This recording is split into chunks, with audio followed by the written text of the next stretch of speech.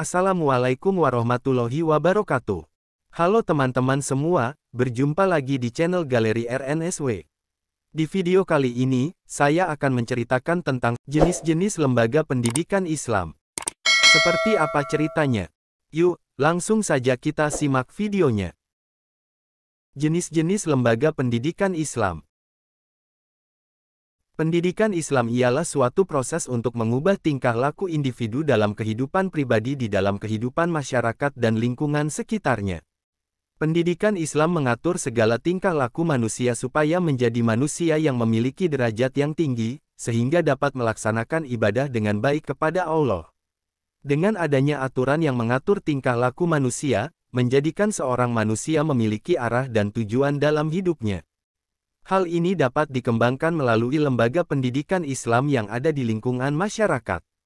Lembaga pendidikan Islam merupakan suatu wadah atau tempat dari organisasi yang diadakan untuk mengembangkan ilmu pengetahuan agama Islam, dan mempunyai pola-pola tertentu dalam memerankan fungsinya, serta mempunyai struktur tersendiri yang dapat mengikat individu yang berada di bawah naungannya, sehingga mempunyai kekuatan hukum tersendiri. Adapun lembaga pendidikan Islam dibagi menjadi 3 jenis, yakni: yang pertama, lembaga pendidikan Islam informal. Pendidikan informal adalah metode pendidikan yang berasal dari keluarga dan lingkungan tertentu pada kegiatan belajar individu yang dilaksanakan dengan sikap yang bertanggung jawab. Pendidikan informal merupakan pendidikan yang diperoleh seseorang melalui pengalaman sehari-hari secara sadar atau tidak sadar. Pendidikan informal diperoleh sejak lahir hingga sampai menutup usia di dalam keluarga atau pergaulan sehari-hari. Pendidikan informal meliputi pendidikan secara langsung dan berkaitan dengan pribadi anak dengan pergaulan lingkungan. Menurut UU Sisdiknas, pendidikan informal merupakan jalur pendidikan keluarga dan lingkungan. Sedangkan menurut tokoh pengamat pendidikan dikatakan, bahwa pusat pendidikan adalah di dalam rumah dengan ibu dan ayah sebagai pendidik. Dalam Islam, keluarga dikenal dengan istilah usrah, nasel, ali, dan nasab. Keluarga dapat diperoleh melalui keturunan anak, cucu, perkawinan suami, istri, persusuan, dan pemerdekaan. Pentingnya keutamaan keluarga sebagai lembaga pendidikan Islam disyaratkan dalam Al-Quran. Sebagai pendidik anak-anaknya, ayah dan ibu memiliki kewajiban dan memiliki bentuk yang berbeda, karena keduanya berbeda kodrat. Ayah berkewajiban mencari nafkah untuk mencukupi kebutuhan keluarganya melalui pemanfaatan karunia Allah di muka bumi dan selanjutnya dinafkahkan pada anak istrinya. Kewajiban ibu adalah menjaga, memelihara, dan mengelola keluarga di rumah suaminya, terlebih lagi mendidik dan merawat anaknya. Ciri-ciri pendidikan informal diantaranya adalah pendidikan yang dilakukan di dalam lingkungan keluarga. Tidak ada persyaratan khusus yang berlaku dalam pendidikan informal dan tidak perlu mengikuti ujian yang diselenggarakan, karena dalam pendidikan informal tidak ada hal pasti yang dapat diujikan. Dalam pendidikan informal, tidak berlaku kurikulum dan tidak ada jenjang pendidikan atau tingkatan dalam pendidikan. Pendidikan informal dilakukan tanpa adanya batasan waktu dan ruang, serta guru dalam pendidikan informal adalah orang tua. Contoh jalur dalam pendidikan informal yang dilakukan oleh keluarga dan lingkungan dapat berupa pendidikan budi pekerti, pendidikan agama, pendidikan etika, pendidikan sopan santun, pendidikan moral, dan sosialisasi dengan lingkungan. Pendidikan informal juga diperoleh melalui lingkungan pendidikan formal yang baik, dan melalui guru pengajar yang terbaik. Sebagai pendidikan yang pertama dan utama, pendidikan keluarga dapat mencetak anak agar mempunyai kepribadian yang kemudian dapat dikembangkan dalam lembaga-lembaga berikutnya, sehingga wewenang lembaga-lembaga tersebut tidak diperkenankan mengubah apa yang telah dimilikinya. Tetapi cukup dengan mengombinasikan antara pendidikan yang diperoleh dari keluarga dengan pendidikan lembaga tersebut, sehingga masjid, pondok pesantren dan sekolah merupakan tempat peralihan dari pendidikan keluarga. Yang kedua, lembaga pendidikan Islam formal. Pendidikan formal merupakan jalur pendidikan yang terstruktur dan memiliki jenjang yang terdiri dari pendidikan dasar, pendidikan menengah, dan pendidikan tinggi. Pendidikan formal termasuk di dalamnya ialah kegiatan studi berorientasi akademis dan umum, program spesialis, dan latihan profesional yang dilaksanakan dalam waktu yang terus-menerus.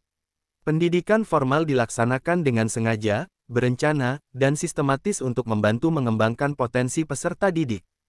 Terdapat beberapa lembaga pendidikan Islam formal di Indonesia antara lain, yakni Raudatul Atfal, Madrasah Ibtidaiyah, Madrasah Sanawiyah, Madrasah Aliyah, dan Institut Agama Islam Negeri atau IAIN.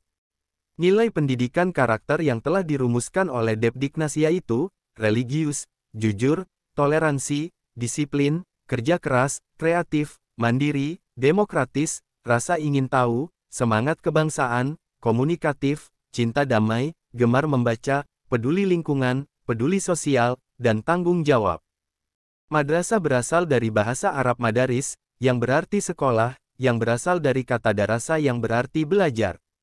Di Indonesia, madrasah dikhususkan sebagai sekolah umum yang kurikulumnya mengandung pelajaran-pelajaran tentang ilmu keislaman.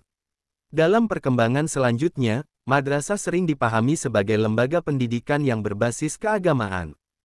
Adapun sekolah sering dipahami sebagai lembaga pendidikan yang berbasis pada ilmu pengetahuan pada umumnya. Madrasah sebagai lembaga pendidikan merupakan fenomena yang merata di seluruh negara, baik pada negara-negara Islam, maupun negara lainnya yang di dalamnya terdapat komunitas masyarakat Islam. Sebagian ahli sejarah berpendapat, bahwa madrasah sebagai lembaga pendidikan Islam muncul dari penduduk Nishapur, tetapi tersiarnya melalui Perdana Menteri Bani Saljuk yang bernama Nizam al-Muluk, melalui Madrasah Nizamiyah yang didirikannya pada tahun 1065 Masehi. Kehadiran madrasah sebagai lembaga pendidikan Islam setidaknya mempunyai 4 latar belakang, diantaranya yakni sebagai manifestasi dan realisasi pembaharuan sistem pendidikan Islam, usaha penyempurnaan terhadap sistem pesantren ke arah suatu sistem pendidikan yang lebih memungkinkan lulusannya untuk memperoleh kesempatan yang sama dengan sekolah umum, misalnya masalah kesamaan kesempatan kerja dan perolehan ijazah, kemudian adanya sikap mental pada sementara golongan umat Islam, khususnya santri yang terpukau pada barat sebagai sistem pendidikan mereka, dan sebagai upaya untuk menjembatani antara sistem pendidikan tradisional yang dilakukan oleh pesantren dan sistem pendidikan modern dari hasil akulturasi. Setelah madrasah, pendidikan formal akan berlanjut ke perguruan tinggi Islam.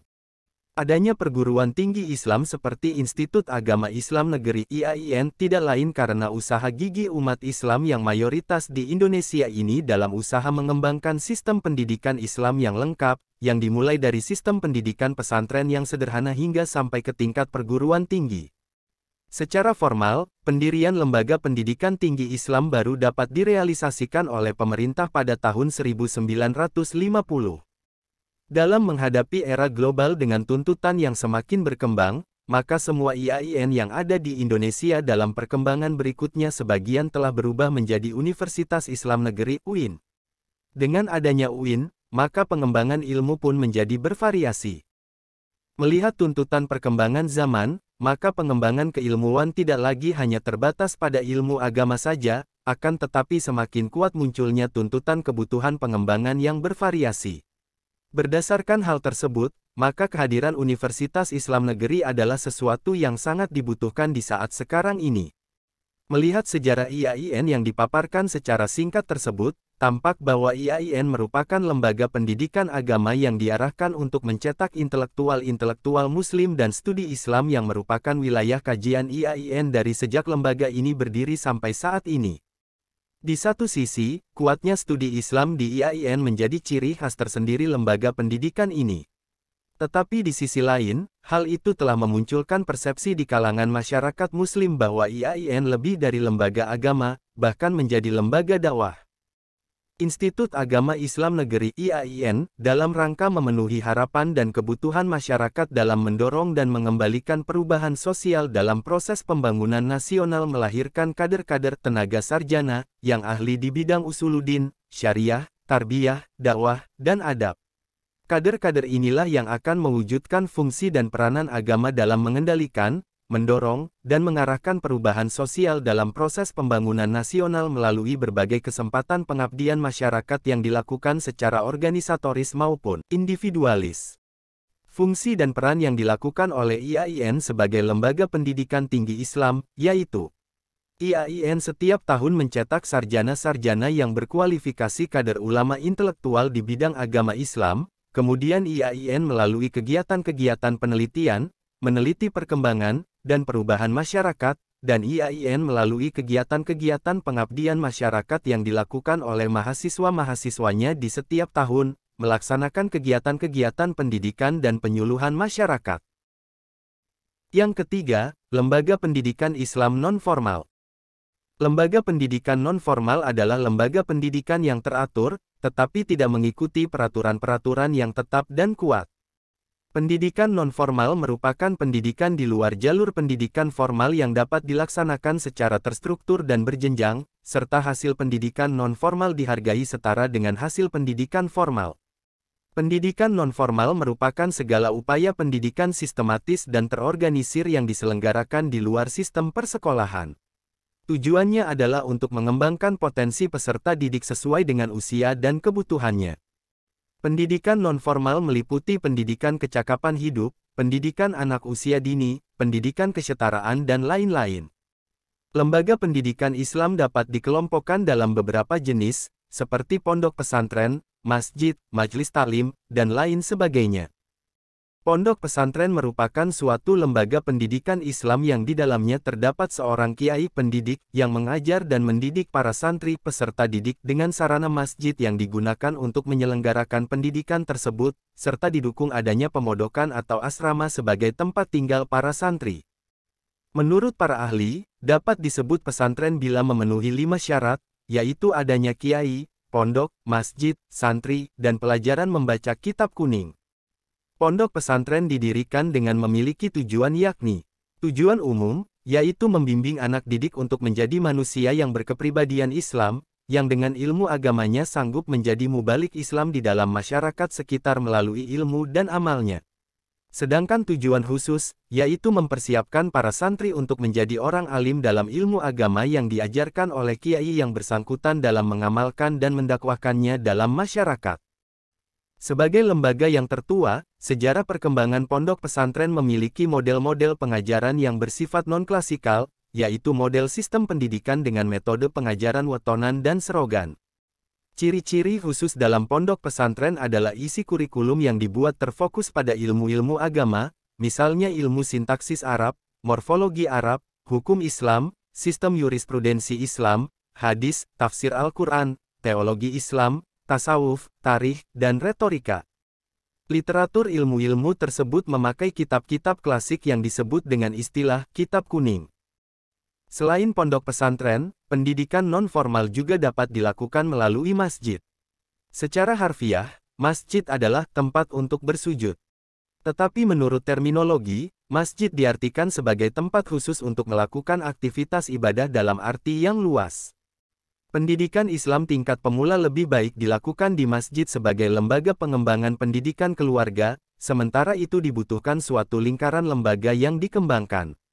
Pada awalnya, masjid merupakan sentral kebudayaan masyarakat Islam, pusat organisasi kemasyarakatan, pusat pendidikan, dan pusat pemukiman, serta sebagai tempat ibadah dan iktikaf. Dengan menjadikan lembaga pendidikan dalam masjid, akan terlihat hidupnya sunnah-sunnah Islam, menghilangkan segala bid'ah, mengembangkan hukum-hukum Allah, serta menghilangnya stratifikasi status sosial ekonomi dalam pendidikan. Adapun peran masjid sebagai lembaga pendidikan nonformal dapat terlihat dari sejumlah kegiatan pendidikan dan pengajaran dalam bentuk halaqah atau lingkaran studi, yang dipimpin oleh seorang ulama dengan materi utamanya tentang ilmu agama Islam dengan berbagai cabangnya.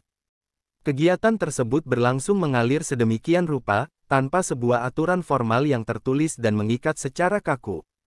Masjid juga berperan sebagai lembaga pendidikan sosial kemasyarakatan dan kepemimpinan. Hal-hal yang berkaitan dengan kepentingan masyarakat dapat dipelajari di masjid dengan cara melibatkan diri dalam berbagai kegiatan yang bersifat amaliyah. Mereka yang banyak terlibat dan aktif dalam berbagai kegiatan di masjid akan memiliki bekal pengetahuan, keterampilan, dan kemandirian dalam melaksanakan tugas-tugas kemasyarakatan dan kepemimpinan. Seperti pondok pesantren dan masjid, pendidikan non-formal juga dilakukan melalui majelis taklim. Menurut bahasa, kata majelis berarti lembaga atau organisasi sebagai wadah pengajian, dan kata majelis dalam kalangan ulama adalah lembaga masyarakat non-pemerintah yang terdiri atas para ulama Islam. Adapun arti taklim adalah pengajaran, sehingga istilah majelis taklim dapat diartikan sebagai lembaga pendidikan non-formal Islam yang memiliki kurikulum atau aturan sendiri, yang diselenggarakan secara berkala dan teratur, dan diikuti oleh jamaah yang relatif banyak, dan bertujuan untuk membina dan mengembangkan hubungan yang santun dan serasi antara manusia dengan Allah, manusia dengan sesamanya, dan manusia dengan lingkungannya, dalam rangka membina masyarakat yang bertakwa kepada Allah. Majelis Taklim merupakan wadah pembentuk jiwa dan kepribadian yang agamis, yang berfungsi sebagai stabilisator dalam seluruh gerak aktivitas kehidupan umat Islam di Indonesia, sehingga tercipta insan-insan yang memiliki keseimbangan antara potensi intelektual dan mental spiritual dalam upaya menghadapi perubahan zaman yang semakin global dan maju. Selain berperan dalam menentukan dan membangkitkan sikap patriotisme dan nasionalisme sebagai modal mencapai kemerdekaan Indonesia, lembaga ini juga ikut serta menunjang tercapainya tujuan pendidikan nasional. Peranan secara fungsional Majelis Taklim yakni mengokohkan landasan hidup manusia Muslim Indonesia khususnya di bidang mental spiritual keagamaan Islam dalam upaya meningkatkan kualitas hidup secara integral, lahiriah, batiniyah, duniawi, dan urawiyah. Oke teman-teman, itu tadi cerita jenis-jenis lembaga pendidikan Islam. Semoga bisa menambah wawasan teman-teman semua ya. Terima kasih telah menonton video ini. Jika video ini bermanfaat, teman-teman bisa like dan subscribe channel ini. Sampai jumpa di video selanjutnya. Wassalamualaikum warahmatullahi wabarakatuh.